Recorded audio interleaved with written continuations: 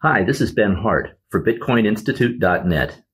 I hope you'll check out my book, Bitcoin, A Beginner's Guide, your off-ramp from the corrupt political system and protection from economic collapse. This book really is much more than a beginner's guide. Frankly, if all you want to do is buy some Bitcoin, that's super easy. You don't need a full book to learn how to do that. This book explains how in a couple of pages. This book is more about the reason for Bitcoin, why Bitcoin was created in the first place. So what is Bitcoin? Bitcoin is a decentralized, independent money network. It's an alternative to the government's corrupt fiat money printing system.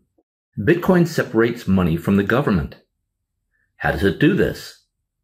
Well, several ways. First, there's a fixed supply of Bitcoins. There will never be more than 21 million Bitcoins. The U.S. government prints trillions of new dollars every year. This debases and corrupts the money. It's a form of counterfeiting and theft. Second, Bitcoin is an automated protocol in cyberspace. All of its operations are automated. Bitcoin takes humans out of the equation because humans are prone to corruption. Bitcoin is governed by math and automated algorithms, not by people. Third, Bitcoin is secured by military-grade SHA-256 cryptography, which was developed by the National Security Agency. Fourth, Bitcoin is the world's only truly decentralized cryptocurrency. Bitcoin is a synchronized ledger of transactions distributed to a network of more than 1 million Bitcoin miners and nodes around the world. This vast network of miners and nodes oversees and secures the network. Fifth, every transaction that has ever occurred on the Bitcoin network can be tracked back to the very first transaction in 2009. The Bitcoin blockchain ledger is fully transparent and auditable. And you can see all Bitcoin transactions as they occur, live and in real time. Bitcoin now has 180 million users worldwide. It took the internet 30 years to reach 150 million users. Bitcoin achieved this in just a little over a decade, so is being adopted by the public about 3 times faster than the internet. At its current rate of growth, Bitcoin will have 1 billion users within about 5 years, which would be the same number of internet users in 2005. Bitcoin was created by an anonymous computer scientist named Satoshi Nakamoto as a way to send money securely over the internet. He might have been one person or a group of software engineers who had been working together and sharing information on this project for many years. Not knowing who invented Bitcoin is one of the world's most intriguing mysteries. The first use of Bitcoin to buy a commercial product occurred in 2010. A computer programmer named Laszlo Hanyecz bought 2 Papa John's pizzas for 10,000 Bitcoins. On that day, the value of 1 Bitcoin was about 1/3 of 1 penny. Today, it will cost you $20,000 to buy 1 Bitcoin. But you can also buy small fractions of a Bitcoin. More than 19,000 cryptocurrencies and assets have launched in Bitcoin's wake. Only a few have any meaningful following. The number 2 asset in terms of market value is Ethereum. It's about half the size of Bitcoin. All the others are tiny by comparison. What makes Bitcoin different from all the other cryptos is it's the only truly decentralized cryptocurrency. All the other cryptocurrencies and assets are owned or controlled by someone or some small group. Most of the bigger ones are companies funded with venture capital. They have marketing teams, so they are in no way decentralized. But why is decentralization important? Well, any money system that is under the control of one person or a small group of people means that your money can be seized at any time, or your account can be frozen. This can happen with your bank, for example.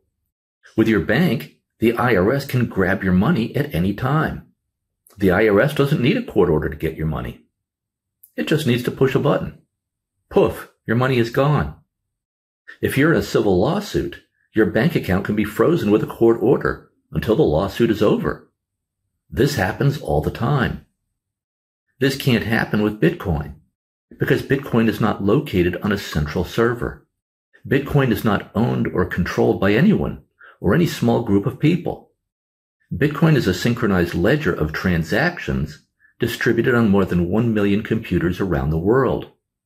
Because no one owns Bitcoin and no one controls Bitcoin, and there's no central administrator, no central administration, there's no one to send the court order to, and there's no way for anyone to get your Bitcoin without your private key. What makes Bitcoin different from the government's money system is you don't have to go through an intermediary to transact with someone. Transactions are peer-to-peer. What does peer-to-peer mean? It means that you don't have to get approval from your credit card company or your bank to complete a transaction or to move your money. An analogy is when you shake hands with someone. If you want to shake hands with somebody, you just walk up and shake hands. There's no middleman shaking hands for you. This is in stark contrast to the government's fiat money system, where you have to go through a credit card company or your bank to make a transaction. If you move more than $10,000 in and out of your bank, the IRS and the U.S. Department of Homeland Security are alerted. Now they want to make the level $500 or more to alert the IRS. Visa, MasterCard, and the credit card companies must approve all your transactions, and they set limits. You might remember in Canada, there was a massive protest of truckers against the COVID pandemic lockdowns. About $9 million in donations arrived for the truckers. The Trudeau government simply then went into their bank accounts and seized their money. This can't happen with Bitcoin. Bitcoin is unconfiscatable money. So long as no one gets your private key code, no one can seize your Bitcoin or freeze your account. Not a bank, not even the government. In the government's fiat money system, the government controls your money. So controls you. Bitcoin frees you from the government's money system. With Bitcoin, you are your own bank. You are a free and sovereign individual. Bitcoin is the only crypto asset that I invest in. The number 2 crypto asset is called Ethereum, created by Vitalik Buterin. Ethereum is about half the size of Bitcoin in terms of market value. Everything else in the world of crypto is tiny by comparison. I also do not consider Ethereum to be a competitor to Bitcoin because Ethereum is not trying to be incorruptible digital money. Ethereum claims it's trying to create a decentralized internet for decentralized applications. The problem with Ethereum is that it's not actually decentralized. It's under the control and direction of its creator, Vitalik Buterin, who is always changing the rules of Ethereum. Plus, so far the applications built on Ethereum don't work well. Bitcoin is just trying to be one thing: honest, incorruptible money. Bitcoin is an automated protocol in cyberspace that humans do not control. I'm an investor in emerging technologies. Whenever I'm considering an investment, I ask this question: what big problem is this emerging technology trying to solve? Well, the big problem Bitcoin was created to address was the problem of dishonest government-issued money, often called fiat money. Until 1971, the US dollar was pegged to the price of gold. When the US government took the dollar off the gold standard in 1971, 1 ounce of gold cost $35. Today, the price of 1 ounce of gold is more than $1,700. This means the US dollar has lost 98% of its value since 1971, when measured against gold. This means that instead of paying $40,000 for a pretty good car today, you should be paying $1,000 for the same car. Let that sink in. So why did the US government take the dollar off the gold standard? The simple answer is the government wanted more money. Increasing taxes is never politically popular. Enacting tax increases is also difficult to do. It's much easier for the government to print money, which produces an extra tax called inflation.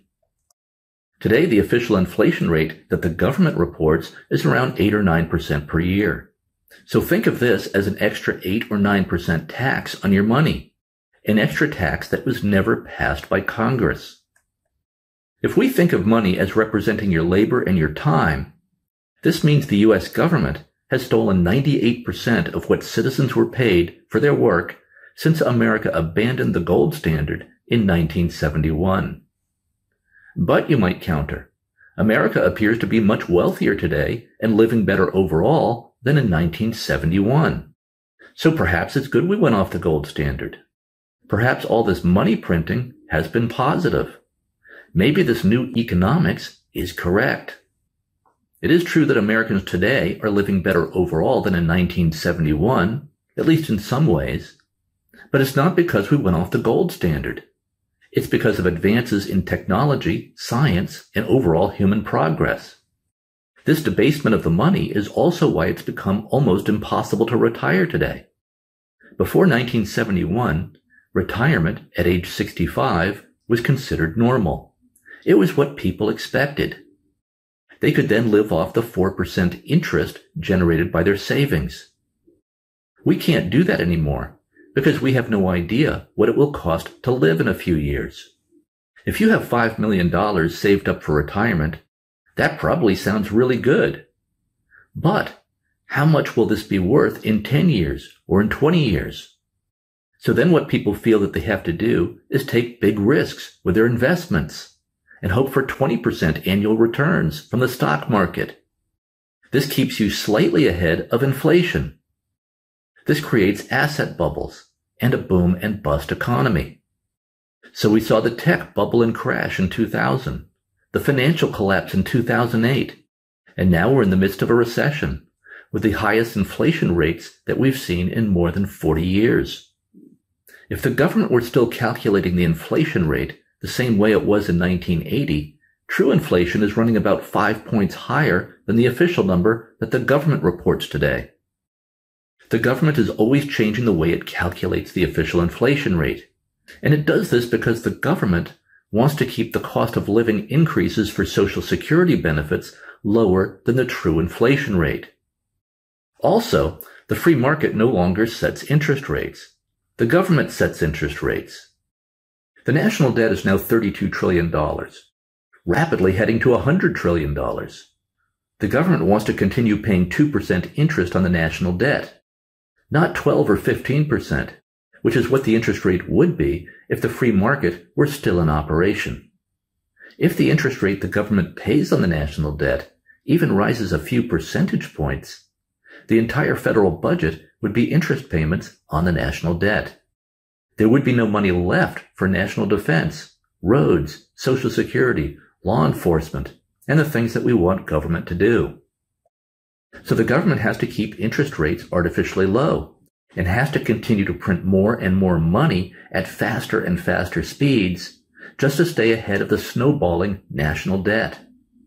Since we went off the gold standard in 1971, the national debt has grown explosively. In 1971, the national debt stood at $370 billion, 1/3 of $1 trillion. But within just 9 years, the national debt tripled to $1 trillion. That was by the end of 1980. The national debt then exploded to $16 trillion by the end of 2019. Then just 3 years later, the national debt doubled to $32 trillion in just 3 years. Tax collections now only cover about half the federal budget. The other half of the federal budget is funded with money printing.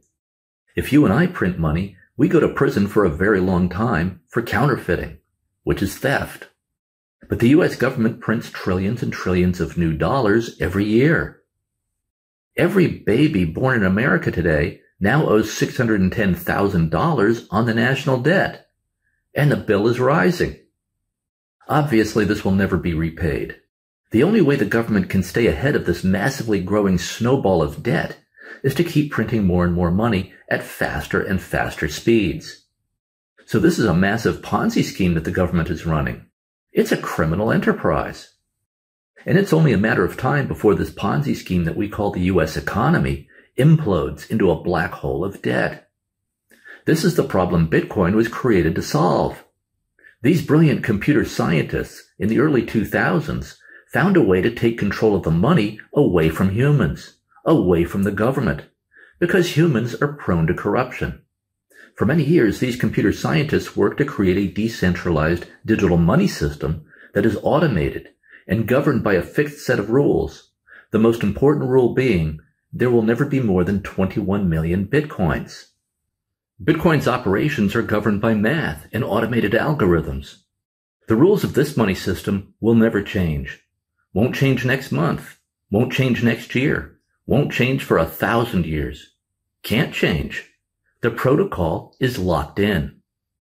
Bitcoin is immutable, like the sun. We know exactly when the sun will rise on this day 1,000 years from now. That's Bitcoin.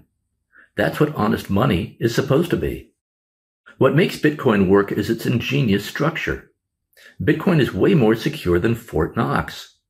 After more than a decade of operation, no one has been able to hack Bitcoin's underlying technology. People have had their private keys stolen because they weren't careful, so lost their Bitcoin that way. Anyone who gets your private key code can get your Bitcoin. So you have to protect your private key code. But no one's been able to hack Bitcoin's underlying technology. Not China, not Russia, no one. Comparing Bitcoin to any other cryptocurrency out there or crypto project is like comparing the Mona Lisa to one of my paintings. There is no comparison. Bitcoin is now a $400 billion asset. It's bigger than Visa in terms of market value. Bitcoin is now money for much of the world, especially in the underdeveloped world. Bitcoin is now official legal tender in El Salvador and the Central African Republic.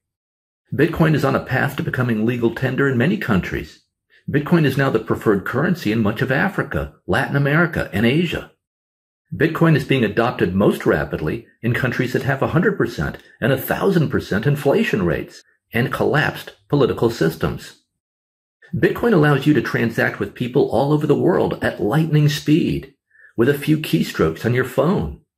And no one can stop your transactions, not even the government. When the economy implodes and the political system collapses and there's chaos on the streets, you'll be able to exit with your assets quickly and go to wherever civilization might still exist. With Bitcoin, you can carry your assets on your phone, or by writing your code on a piece of paper, or by carrying your wealth in your head if you can remember a 12-word phrase. My wife Wanda is from Laos, which is a small country in Southeast Asia right next to Vietnam. Life was nice there until suddenly it wasn't. The communists conquered her country in 1975. In 1979, Wanda and her mom managed to escape through the jungle. They had a small amount of gold, which Wanda's mom sewed into the threads of Wanda's dress, where thieves would not notice it. Bitcoin would have been far better, but did not yet exist. They left their life and their possessions behind, including 2 houses. They managed to cross the Mekong River to Thailand in an old canoe in the dead of night. They walked for many days through the jungle and eventually found their way to a refugee camp. They spent nearly 2 years there before they were able to board a boat for America.